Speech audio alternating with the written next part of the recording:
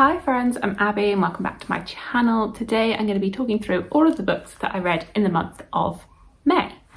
So, May was quite a busy month, but I did manage to read a few things. So in total I finished 6 books, coming to a total of 2,665 pages. I do also have one book that I have put on pause. DNF sounds harsh, but maybe it is DNF, but paused, and 2 books that I have started. I'd say that my mood in May was quite flighty, that I was trying out lots of different books and then sort of going, am I happy with this? Am I sticking with this? Am I not? Sort of very confused. I didn't quite know what I wanted to read. I was like, I'm going to read this. Got 100 pages in. Maybe not. Maybe I want to read something else.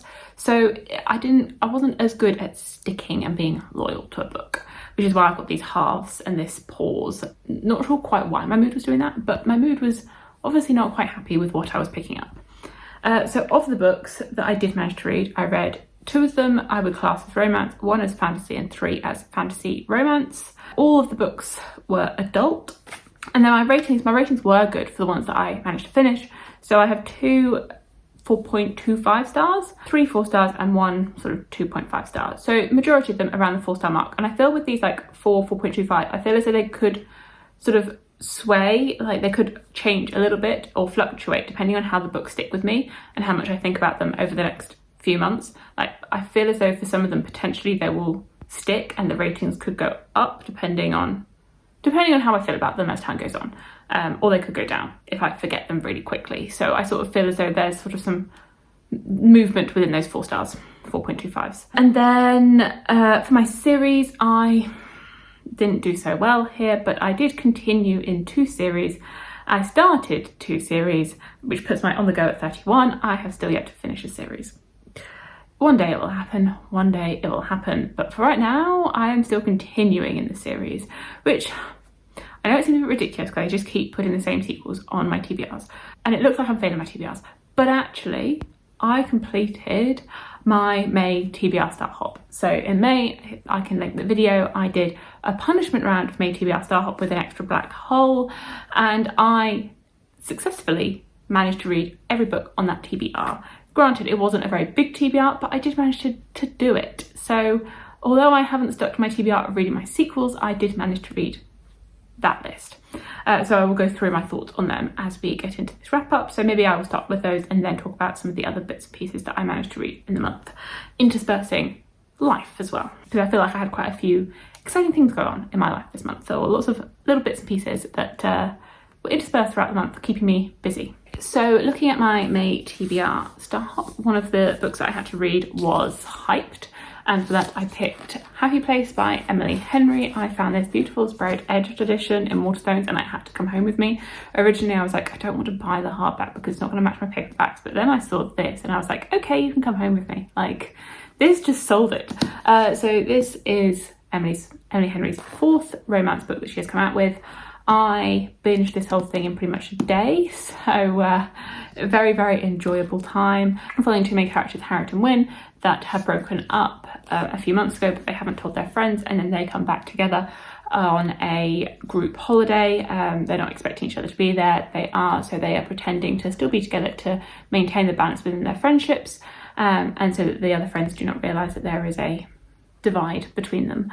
And it looks at like their relationship, why they broke up, going in between 2 timelines, as well as like the start of the relationship, why they broke up, and then the timeline in the present day on this holiday with all their friends. I just flew through this. The day of reading this, my boyfriend was having some surgery on the far other side of London, so I had a lot of reading time because he told me that he would be discharged at like 4 p.m. So I was like, okay, I'll get there for about 4 p.m. to pick you up. He didn't get discharged until like 9 p.m. So I was on the 2-hour like journey to get there reading this, got there, read this, and just read until pretty much he was discharged and I'd finished the book. Like it aligned. So I would say this book did a very good job at holding my attention, at keeping me distracted from the day's events, and just being very, very enjoyable. That I was completely addicted to reading this, that I did not want to put this down. So it really fulfilled its purpose. It was the perfect book to pick up for that day, because it really sucked me in. And that's where I've given it 4.25, and I feel like that is because my inability to put this down increased its star rating. I'd say there is some like miscommunication here, which wasn't overly believable, which did like pull me out a little bit, which is why it's not like a full 5 stars.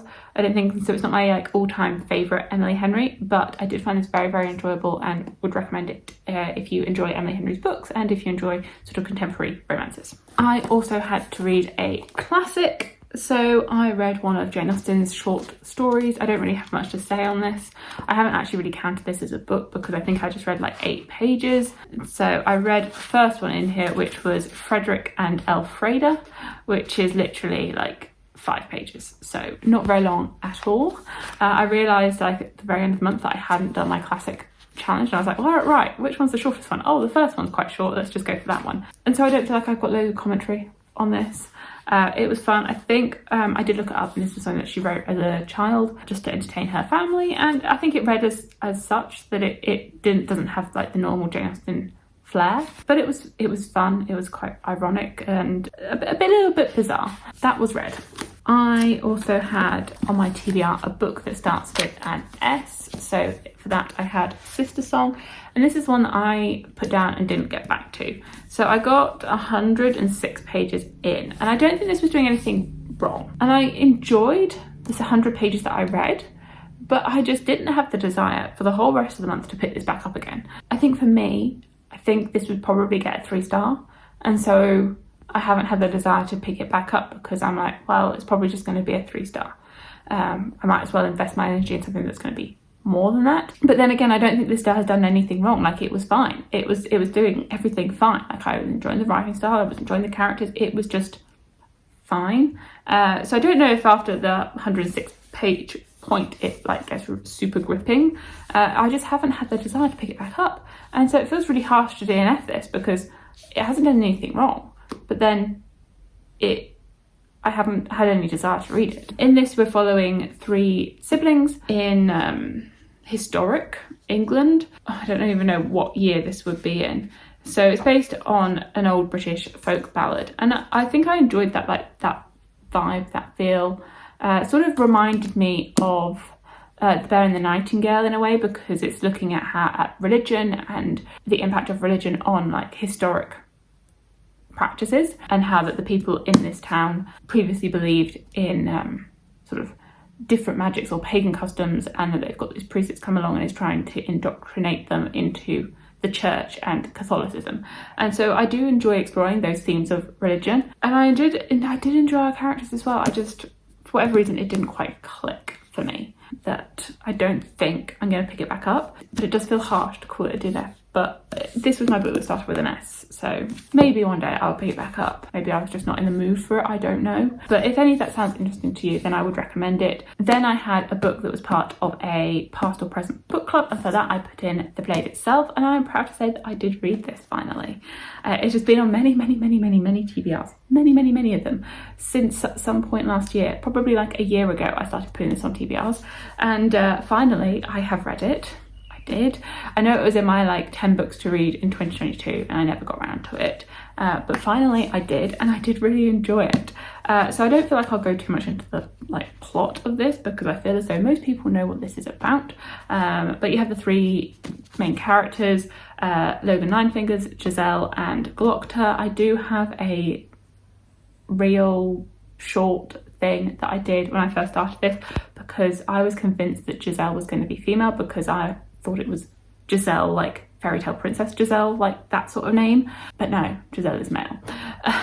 So I did enjoy all of our characters. I found them very distinct and interesting to read from, that they each provided a very different perspective and had a sort of different viewpoint on the world. I did like the world as well, and sort of how we sort of gradually got introduced to things, the different politics that were going on I was really enjoying, and sort of exploring the sort of court politics and the machinations that were going on, and also looking at like the history and how that's all coming back, and the magic in it. That's magic is sort of died out, but it is still around. There is still some sort of magic, and I'm very interested to see where we're going to go next, as our characters sort of changing position within the world. So I feel like potentially with this book, my feelings on it might continue to grow with time, potentially. I've given it like the 4.25, but I feel as though I'll see how I feel as the series goes on, and how, once I continue to read the rest of the series, how it all connects together and how it sort of feels as one whole arc. So I did really enjoy this. I did like the writing style. I didn't find it overly funny. Like, I did a whole mixture of reading it physically and reading with the audiobook, and there were some scenes that were a little bit funny, but I feel as though I was expecting it to be like laugh out loud funny, because based on what some people say about the humour, and I didn't have any moments where I was like really laughing with the book. So maybe that was just my humour not quite matching up with this, but I don't think that detracted from my enjoyment at all. Like, I still really enjoyed this. I think there's some really great scenes of this now that I'm thinking back. There were some really fun scenes, but I never like laughed out loud at it, and part of me expected that I would have done. Did finally read this and I did enjoy it, so success here, and looking forward to hopefully continue on in June. And then the final prompt from my TBR Start Hop was to read a mood read. I have a few other books, so I figured that any of them could fit in, but let's go for the one that really was a mood read, that really was like, I want to read this because of the hype, and I have to read it now. Yeah, and that book is Fourth Wing by Rebecca Yarros. I got sucked in by the hype. The hype got to me. There was so much hype for this book, and I think there continues to be so much hype for this book, because it seems to have just taken the book community by storm. That at the beginning of the month, I had no idea what this was. I hadn't really registered it. By the middle of the month, I was like, this is all I want to read. Everybody's talking about it. I just want to read this book. I have to go out and buy this book and read this book. It really fits the prompt of mood read, because the mood said I had to read it. The mood said it had to be done. So I met up with one of my friends.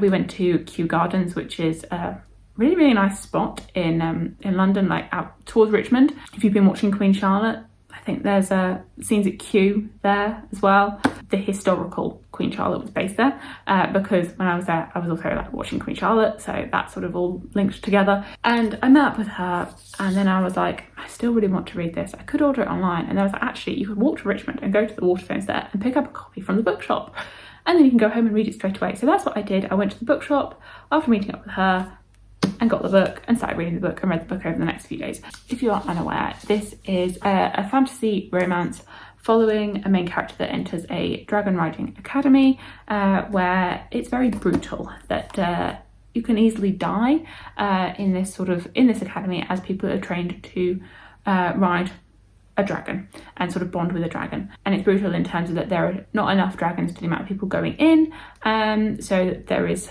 sort of people getting killed off. It is very dangerous being a dragon rider, and it is preparing them to go out into the world and protect the borders of this country. I liked our main characters. I found our main character fun to read from. I don't think she had like the biggest personality. I was happy enough reading from her perspective. I liked the romance. The romantic interest was dark and broody. I feel like I probably would have liked a little bit more development potentially on their romance, that it did shift quite quickly from like enemies to lovers, that potentially I would have liked a bit more in the middle. I feel like I'm getting very picky with my romances nowadays, that part of me doesn't want for a romantic pairing to get together in the first book of a series, because I prefer build up to them actually being together. I enjoyed where the plot went with this. I found it engaging. I found it very compelling to read. It was very, very compelling and engaging to read, that I was constantly like turning the pages because I wanted to know what was going to happen next, in terms of her progression within the academy, in terms of the wider plot, because you know that there's more going on here. You know there's more going on, and where it got to at the end as well. So definitely interested to keep going with this. It wasn't like the 5 stars that everybody else seems to be giving this. I gave it like a 4 stars. It was very, very enjoyable, very fun to read. But I do have a few faults with it, and I don't know how much this is going to stick with me. I don't feel as though it's got the longevity potential. I mean, we'll see. I can't say that right now because I only read it a couple of weeks ago, but I just feel like some of the details might start blurring quicker than probably some other books. A few other books that I read. So I slowly throughout the month read Hostage to Pleasure, the 5th book in the Side Changeling series. I listened to this one on audiobook whilst out for some runs. I started this when I was over in Italy. I went to Italy for work, so Lake Garda and Venice, and the weather wasn't great, but I made it look great in pictures. I had a great time there, very interesting to sort of see the product that we have over there. And one morning I went out for a run and didn't know what to listen to, so I picked up this and then just continued to slowly listen to it throughout the month. This one was not my favourite at all in the series. That I don't know, maybe it was that way that I listened to it so sporadically, but I wasn't overly attached to these characters at all, really. Like, I thought I would have done going in knowing who the pairing were, but I wasn't attached to them. So this definitely felt like one of the weakest ones in the series, or maybe because now I'm 5 books in, it's becoming a little bit formulaic in the way that the pairings come together and the way that the pairs interact once they start getting together. That although I'm really enjoying like the world building and like the different politics between the different types of creature, I am getting a little bit maybe burnt out on the romantic pairings that are getting explored within this series. At the very, very beginning of the month, I read Blood Solace. So this was a carryover from April into May, but I finished this off in May. And this is the sequel to Blood Mercy, which is a fantasy romance series, which I think is going to be quite a long book series, and I am continuing to enjoy it. I did not enjoy this one quite as much as book 1. I feel as though the pacing was a little bit weird in here, but I do really enjoy our characters and I'm enjoying the politics of what's going on here. I would say with this one, the pacing seemed a little bit weird because the beginning was a little bit slow, and then we had some nice amount of like build up and tension and drama in the middle of the book, and then things slowed down again at the end and they didn't really pick back up. Like, I felt as though the ending was relatively happy, that it didn't have sort of like the moments of drama or the moments of tension that I would typically expect in a book that normally you build up to a climactic ending. And it didn't really have that. It didn't really have the climax, apart from that weird climax maybe a third to halfway through the book. So that just felt a little bit weird with the pacing for me, but I feel as though it has set up for things. And so I do sort of feel as though there's going to be some more tension as we get into the third book in the series. So overall, I enjoyed this, but not quite as much as book 1. And then the final book that I finished in the month of May, and that was Alone with You in the Ether by Olivia Blake. This is a standalone romance that Olivia's written. It is a romance, but it feels weird to put it in like the romance category because of how not insular, but how thought-provoking it is. And it is a romance between these two characters, but two characters that are going through a lot. The main characters in here have personality disorders, and so it is looking at relationships and healthy relationships and unhealthy relationships and looking at these characters. And I think this is an own voice's representation of having a mood disorder, that it looks at like what works for each individual person, whether it's medication, whether it's therapy, and then the romance between our two characters. So I did like their romance, and I did like exploring these two characters and their sort of behaviours and their thought patterns. It's a weird one. It is a weird one to talk about, I think, but I think like this book has stuck with me, and I did enjoy it at the time. I do enjoy Olivia Blake's writing style. I don't really know who I'd recommend this for, because it doesn't feel like it has the potential universal appeal that like the Atlas 6 has, because of it being sort of a slow meandering tale looking at these two characters' lives. But I did enjoy it. It feels like a bit of a weird book. And with this, I did get it signed by Olivia, because I went to Fantasy in the Court, which is an event hosted by Goldsborough, which was really fun. There was like 20 or so authors there, 30 authors there, and I went with a few books, got them signed, this being one of them, and it was sort of like a mingle meet and greet that you could go up to the authors, have a chat with them, get your book signed, have a drink. It was very chilled, very like, I'm glad I went with a couple of people, because that sort of gave me the confidence to be able to go up to authors and like say hello and get my book signed, because I feel as though if I'd gone by myself I'd been a little bit nervous trying to like make my way into the crowd. But very, very fun event. So did that and met multiple different authors. Right, and now my stack of books is looking bigger than I thought it was going to look, because I didn't really feel like as though I finished many things this month, but the stack of books was quite big, and I do have 2 books that I have started and not finished and continuing to work on in June. So I got in both of these about 150 pages in before the end of May, and I have now continued them even further in June. Still not quite finished them, but I will talk about them in depth in my June wrap up, because that's where I will have read the most of them. The first of these being The War of Two Queens, which is the 4th book in the From Blood and Ash series. So I started this when I went over to Italy, and I read the first 150 or so pages there. Then I put it down when I got back because I decided that I wasn't in the mood. I was being all flaky with it. I have since picked this back up as the audiobook since finishing Hostage to Pleasure, and decided to shift over to the audiobook for this, and that has really helped. That has really helped propel me through this. I'm actually enjoying it a bit more now. So continuing to work on this, and I did start it. So another series I am continuing in, finally, 'cause it's been a little while since I read one of these. And then I did pick up and read again about 150 pages of The Bitter Twins by Jen Williams, the second book in the Ninth Reign series. I am making good progress through this as well now. 152, that's where I got to before the end of May. So continue to make good progress in here. This one, it wasn't to do with flakiness. This one, it was just that's as far as I got before the end of the month, and I have kept going with it since the end of May. So continue to work on this one as well. So there are definitely some continuations in series, so you can expect when I do my June wrap up that I will have continued in at least 2 series, because these better be finished before the end of June, because I'm really making good progress on these, and I really hope to finish these in the next few days. And it was also a month of birthdays. It was my sister's birthday, it was my dad's birthday, it was my grandma's birthday, so I spent some time with family as well, celebrating their birthdays and being back in the countryside with them. I feel as though it was a month with quite a lot going on, and I did manage to read quite a bit as well. So there we go, there are all the books that I managed to read in the month of May. Let me know how your reading went in the month of May, and what you're planning to read now going into June, and thank you so much for watching, and I will see you in my future videos. Bye!